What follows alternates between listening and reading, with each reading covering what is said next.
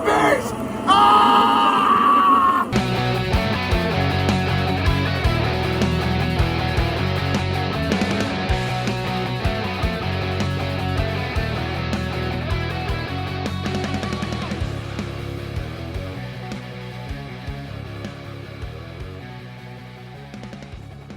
Hello and welcome back to another episode of Not the Bees, the Nicolas Cage filmography podcast. I'm Megs. I'm Elizabeth. And this week we watched 2007's National Treasure Book of Secrets. So we watched our first sequel. And of course it stars the same core cast that we had in the first one. Nicolas Cage as Ben Gates, Justin Bartha as Riley Poole, Diane Kruger as Abigail Chase, and John Boyd as Patrick Gates. We are also introduced to Ben's mother, Emily, who is played by the wonderful Helen Mirren. Ed Harris is in this movie as Mitch Wilkinson, the bad guy. We still have Harvey Keitel as the FBI agent Sadusky. So it's pretty awesome. We have a couple of other kind of awesome people. Bruce Greenwood plays the president, and he does a wonderful job. So let's just go ahead and get into it. The movie opens up in 1865 in D.C. It's 5 days after the end of the Civil War.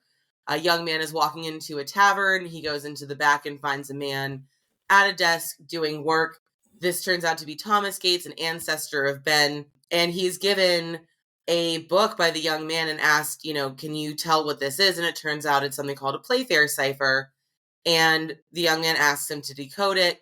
The young man is there with a friend, is a gentleman who's a bit older, and he says, you have an appointment, you need to go ahead and keep that, I'll stay here. Well, it turns out that this young man is John Wilkes Booth, and he, on this night, leaves the tavern and goes to the theater and shoots President Lincoln. And then we go back to the tavern, and right as the news that Lincoln has been shot is starting to circulate, Thomas has completed the cipher, and he sees that the other man has a pin on his lapel that says KGC, which means the Knights of the Golden Circle. He calls them traitors, and he rips the pages out of the book and throws them in the fire. The other man shoots him in the belly and tries desperately to rescue some of these pages. There's a young boy, Thomas's son, there with him, and he watches his father as he dies.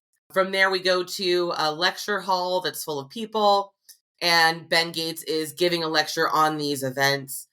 And he's telling them that the Knights of the Golden Circle, they're an extremist group. They operated out of the North during the Civil War to try to subvert the efforts of the North in the war. And if Thomas hadn't burned those pages, this group of people would have found this enormous treasure.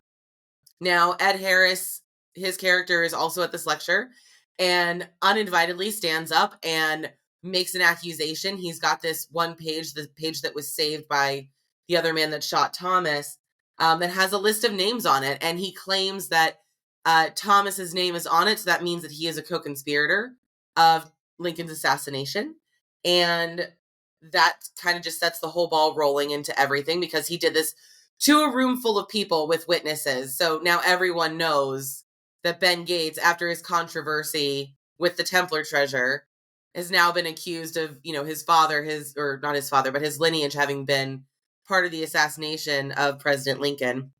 So from there, we cut to Riley. He is at a book signing at a bookstore.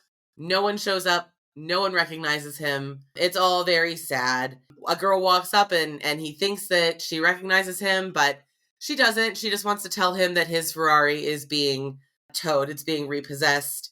And he's lost everything because he was audited and his money's all gone because of a shady accountant. When he arrives home, he sees Ben on his stoop.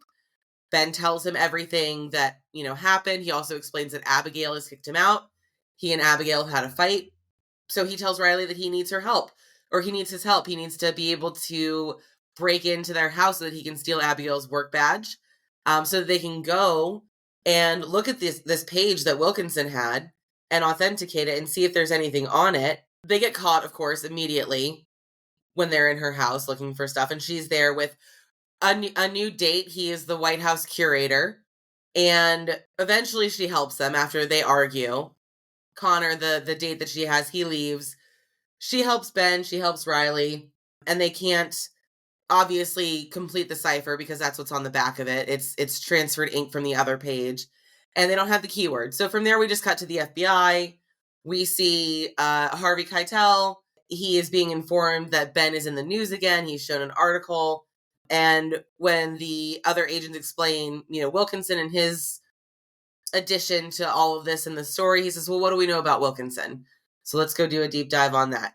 From there, we just cut back to the next day. It's Patrick.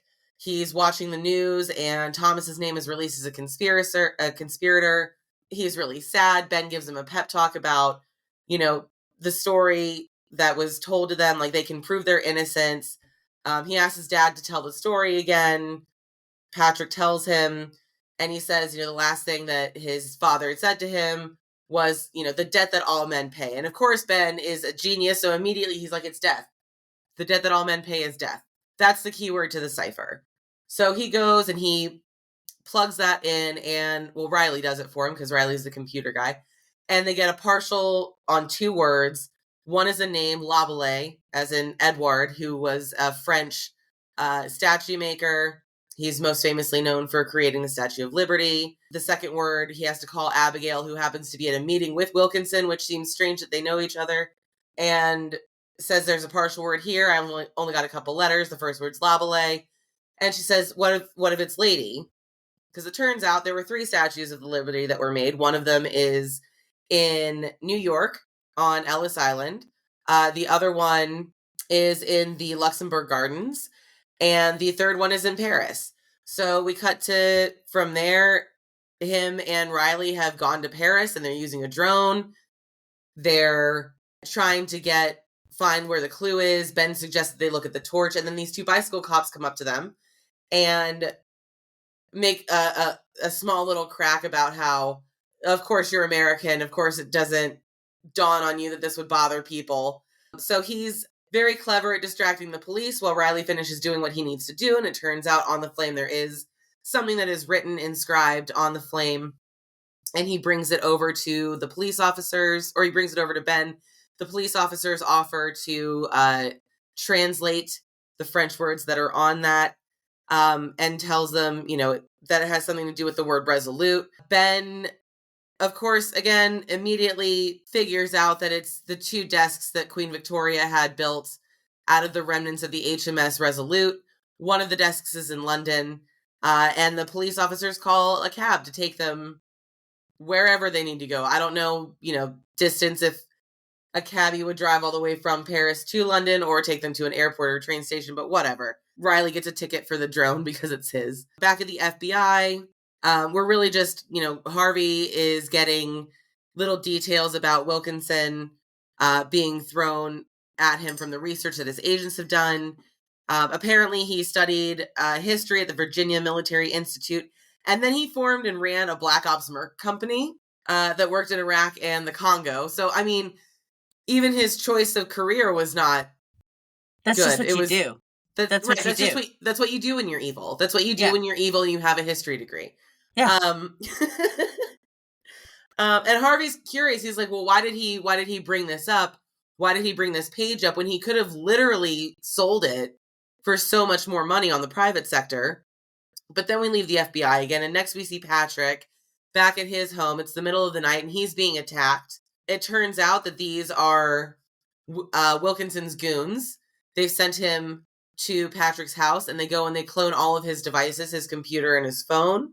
And then Patrick calls Ben, who's in London, to see the desk, and tells them they took nothing, but be careful. So now they're at Buckingham Palace. They are going to meet with the curator, and Ben is splashing some alcohol on himself to make himself smell like he's been drinking all day.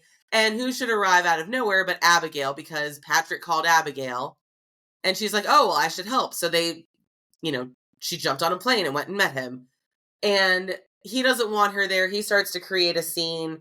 About halfway through the scene, she sees the little bug in his ear, and decides that she's going to hop in and play along. So she helps to create the scene much bigger than it was initially. And at that point, they're not even just asked to leave. They've been detained by the Buckingham Palace guards and taken down to a storage room where there's a big fenced in area where they can just sit and, hang tight until the guards are ready for them. Riley, of course, is in the bathroom stall masterminding, every course that they're going to take through this whole building, gets them out. Abigail wants to come, and of course he tells her, no, you have to stay. But eventually she just ends up, going with them. They have a cute little ride in a very cramped dumbwaiter, and then they sneak around the palace until they find the desk. They find the name of the maker of the desk on the bottom of one of the drawers, but it turns out that the man that they found the name for, he's not actually a desk maker or a furniture maker. He's actually a Chinese puzzle box maker. There are 4 drawers in the desk, so they assume that it has to be like a tumbler lock. And first they try 1819, which is Queen Victoria's birth year. Then they try 1876, the year that the inscription on Paris, the year that the inscription in Paris on the statue's flame had. And that's the one that works. A small edge panel pops open like a button, and then they push that in, and a big panel from the inside underneath the top of the desk comes out. There's a broken plank of wood with a carving on it that's embedded into this panel. And they take that slab of wood out of the center. Ben remarks that it looks like it might be Incan or Aztec. Once they take the carving out, they make a break for it. Riley trips all the fire alarms to help so that they can kind of disappear in the crowd. But we see that when they exit, Wilkinson and all of his mercs have followed them, and they trail them through their escape through all the crowds. Once they get to a safe place, Riley asks to see the plank, and that's when Ben notices Wilkinson. So they run. Wilkinson pulls a gun. This is the moment where we get like our big action scene, and I don't know why it's even needed, but he pulls a gun. They're shooting. Ben is trying to drive them through the very cramped streets of London. Bad guys steal cars, and there's a chase through London involving double-deckers, beer trucks that are losing kegs. Wilkinson calls Abigail on her phone, asks for Ben, says he'll stop, pursuing them if he just hands this over. But Ben, says, hey, say that to my dad, and hangs up on him. But then it turns out that that's a really bad idea because someone has stolen like a big, like 18-wheeler truck, and they're using it as a battering ram. Ben tries to take a picture with Abigail's phone of the plank. It's broken. So instead he holds it up and he drives through a red light so that the red light camera can capture him with that picture. Then he tells Riley, just demands that he hack into that system so that he can get the picture. And then he surrenders the plank. And they're driving side by side to one of the bad guy's cars. And just as the bad guy is reaching for the plank, he throws it in the opposite direction off a bridge into the water to try to force them to stop the pursuit. From there, they reconvene at Patrick's house. They've flown from London back to the States. We don't get to see any of that, and that's fine. He shows the photo of the plank to his father. His father confirms that they are indeed pre-colonial Native American. He says that one symbol is this, and it means the city of gold. Ben then reads from a book about a Spanish ship that wrecked in the 1500s in Florida, and a slave survived. He was the only survivor, and he was taken by Native Americans to this place. But then he left, and he could never find it again. And from there, this legend about the city of gold grew. And then from there, Ben determines that what they need to do is they need to go and see his mother, Emily. And he talks Patrick into going to do this, even though they haven't seen each other or spoken for 32 years. They hate each other. So then we cut to where Ben's mom works. It looks like she's probably a professor or something at some university. They have a cute argument, Emily and Patrick, about luggage. Ben interrupts it and shows a picture and says, we think this might be Olmec, which we've never heard before. No one's ever been certain of any bit of lore about this thing, especially language. And she says, yeah, it's for sure like proto something. She translates it like it's absolutely nothing. So I guess that's where he gets his, I'll figure out all of these puzzles, lightning quick abilities. It's Proto-Columbian. Proto-Columbian, so, that's what it was. Pre-Columbian. Pre-Columbian, yes. So again, she translates it like it's nothing. It says, let the noble bird lead you, but she doesn't think that it means the city of gold. She thinks it means it's the center of the world. She yells at them a little bit about how it's not a treasure map and you guys shouldn't be treasure hunting. Abigail redirects her attention to the artifact. She says it's only half of it. So the gang leaves Emily. Ben says that he knows where the second half is. Patrick and Ben have a tip about Patrick overreacting to things. Then explains about the desk, the second one of which is the president's desk in the Oval Office, which is literally called the Resolute desk.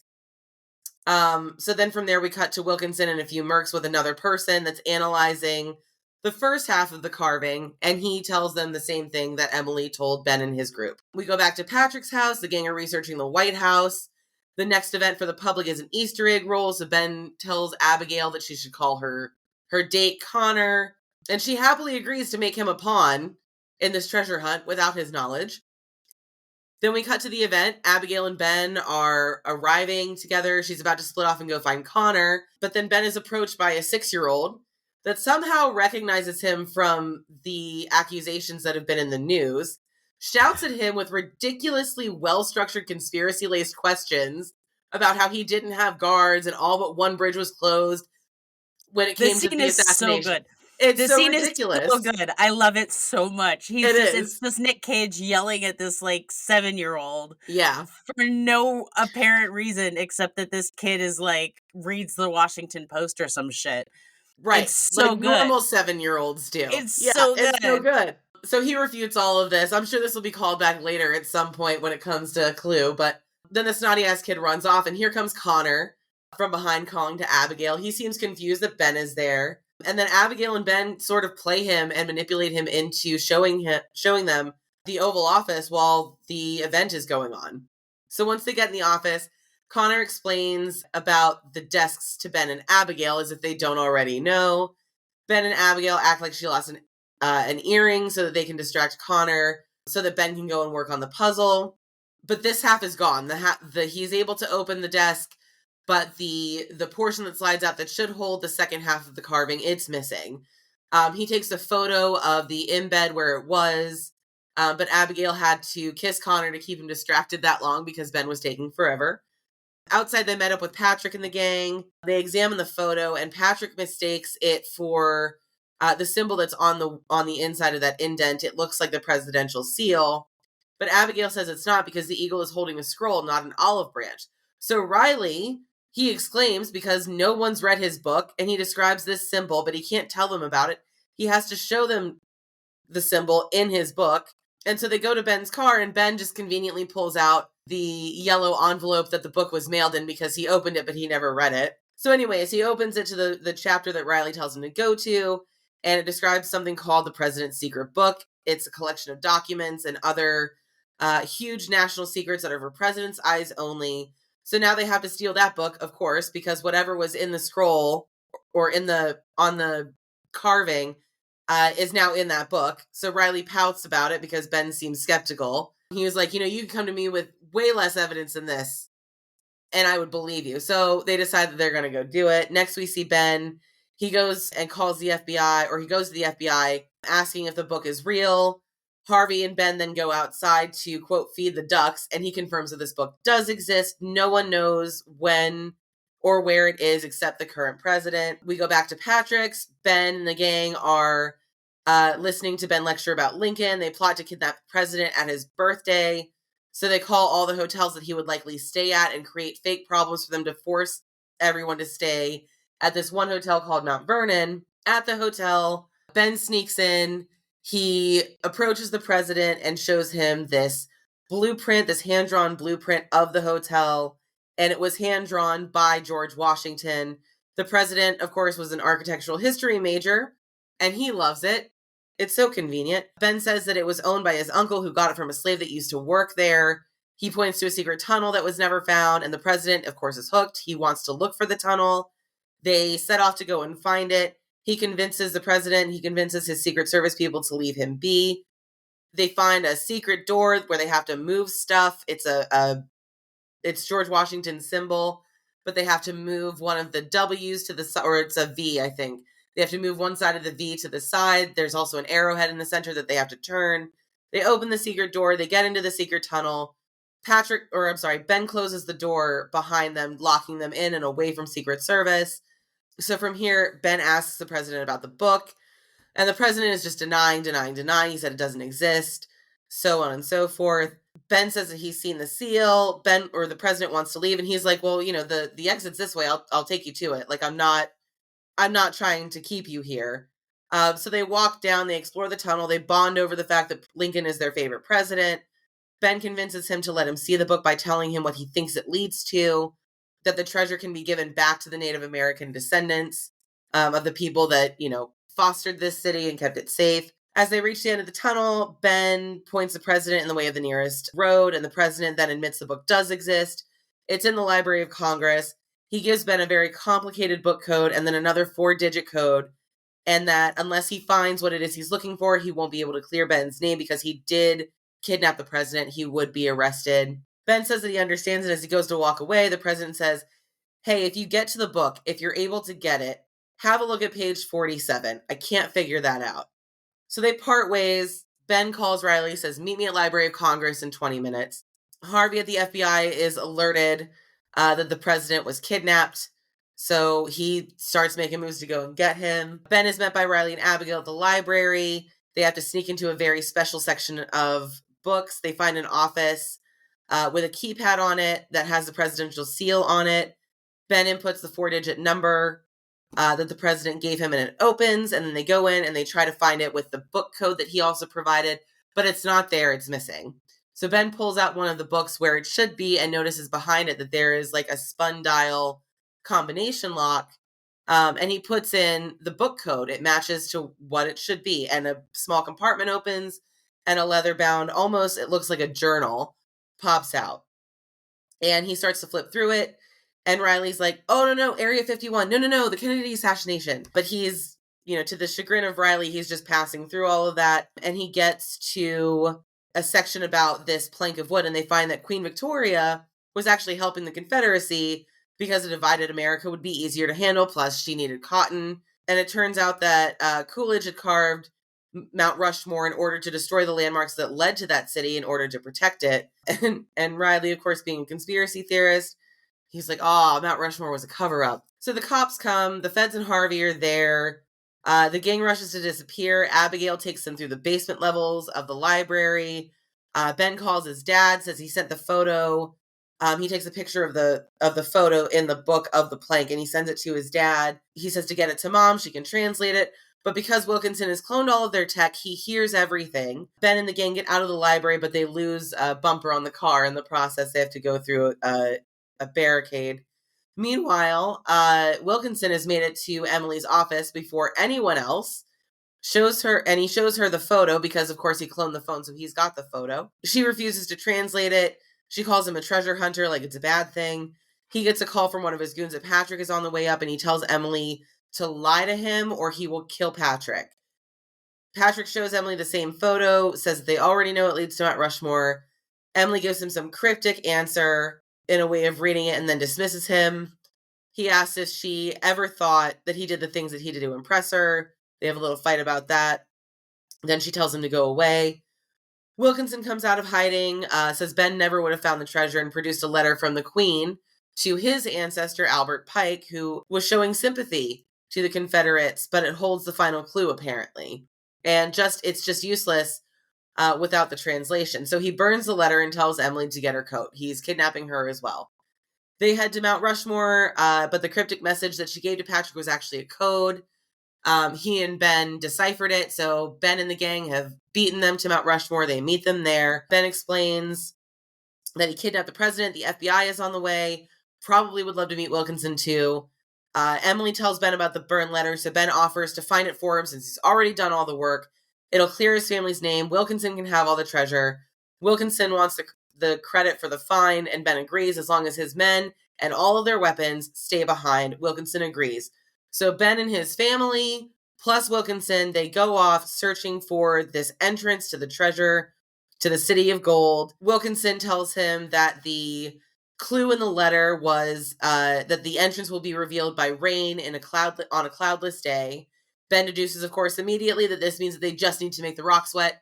So they all have less than half full 20-ounce bottles of Aquafina, yet somehow it's enough water to spread all across the surface of this giant rocky bridge to find the one area, and Abigail finds it, where when it's wet, it creates the vision of a pre-colonial Native American depiction of a bird, and they're assuming that it's an eagle. But of course, this eagle is imprinted on the top and bottom of two rocks, and there's a little crevice in the middle, And that's when Wilkinson gives him the final clue that you have to surrender. You have to sacrifice your hand to this. So Ben puts his arm in.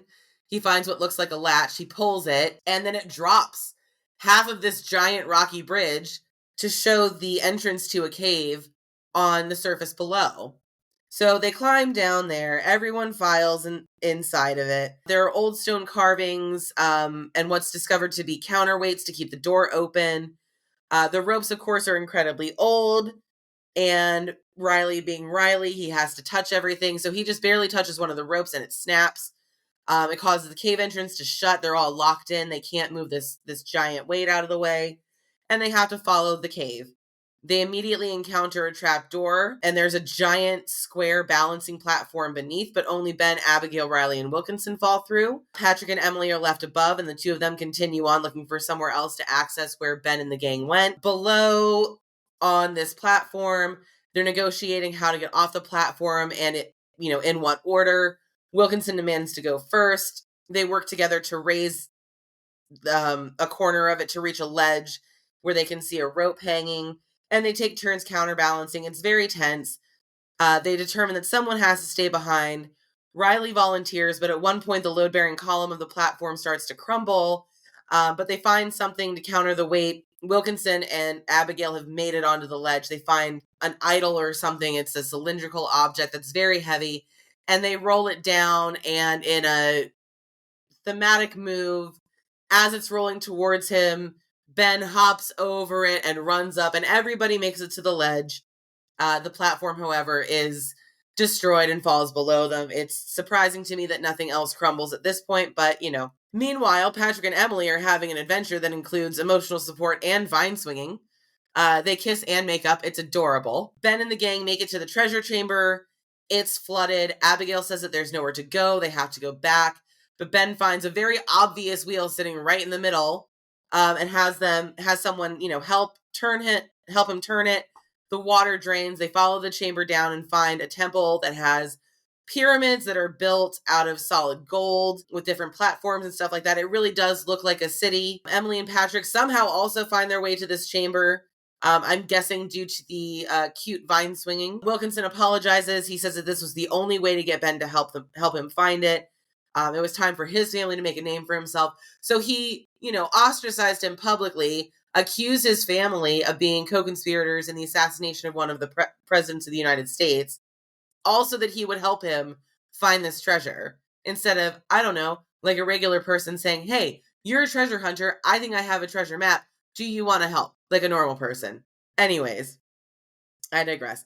So there's a problem. While Emily is gushing over all of the pre-colonial markings that she's seeing on all the altars, the stone barriers that are keeping all of that water drained or at bay, whatever it is, are breaking open and they're starting to flood the chamber. Ben says, follow the water. There has to be a way out. They find a door to get out by following the water. There's another wheel to open it, but when it opens the door, the cavity behind it gets flooded. But there's another problem. Someone has to stay behind to shut the door. So Ben volunteers. Wilkinson makes more threats. Ben says he'll stay, let them go. He gets Abigail to take his parents and leave. They begrudgingly turn to go, and then Ben and Wilkinson open the door, but the structure is crumbling and Ben gets dislodged. He helps his parents out, but he gets stuck under the door.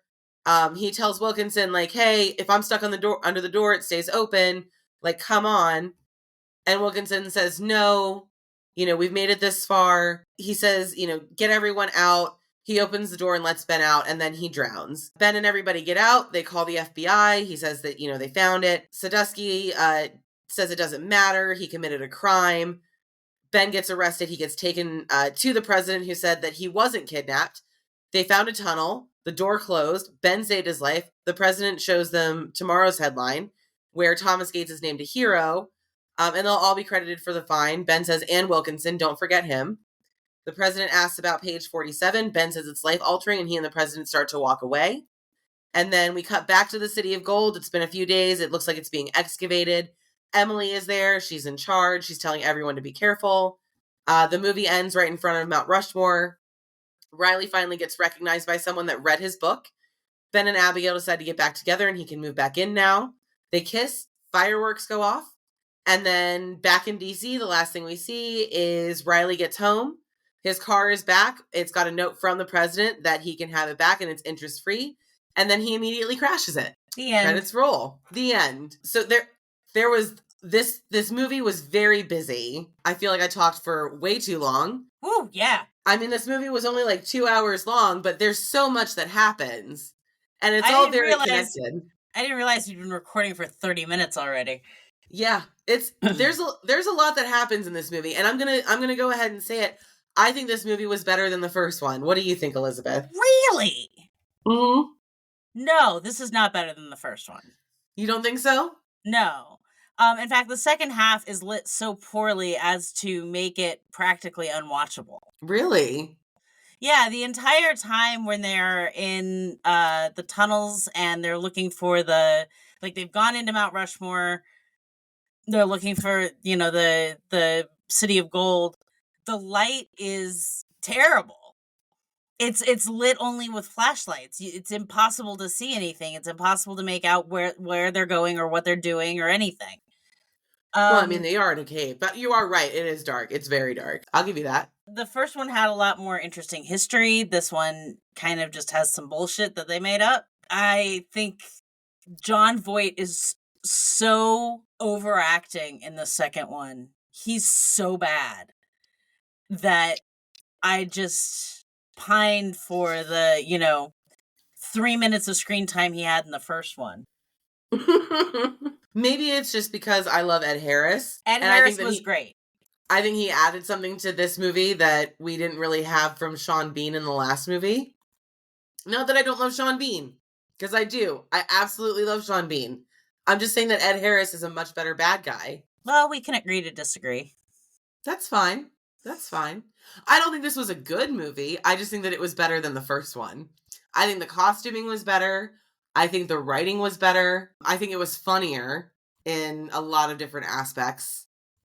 Yeah, I disagree on all of that. That's fine. We're allowed to disagree on that. This is the first time we've ever completely disagreed on something. I know. What would you rate this movie?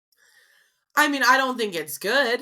It's not a good movie. I just think it's better than the first one. I would still probably give it somewhere like a C minus, D plus. It's very middle of the road, but it's not a good movie. Well, we gave the first one a C. Did we? Yeah. I mean, I would say it's probably somewhere around there then. I mean, for me, it wasn't a good movie. I just think that it was a little bit better written. I think that it was better costumed. I think that there were a couple of things that were better, but I don't think that makes it a good movie. So yeah, I would give it a C. And what would we give the caginess of it? Honestly, I was a little bit disappointed with the overall caginess of it. I would probably also give it a C. Yeah, that's kind of where I'm at too. Aside from the scene where he's arguing with the kid, which just warmed the cockles of my heart. So good. Yeah, it's kind of a pedestrian turn for him. It is. This movie seemed older too. Like it seemed like there was like he wears glasses a lot through it. He acts very much more like a professor than a treasure hunter. Riley is actually annoying in this movie. He wasn't as annoying in the first one, but the whole subplot of him having a book.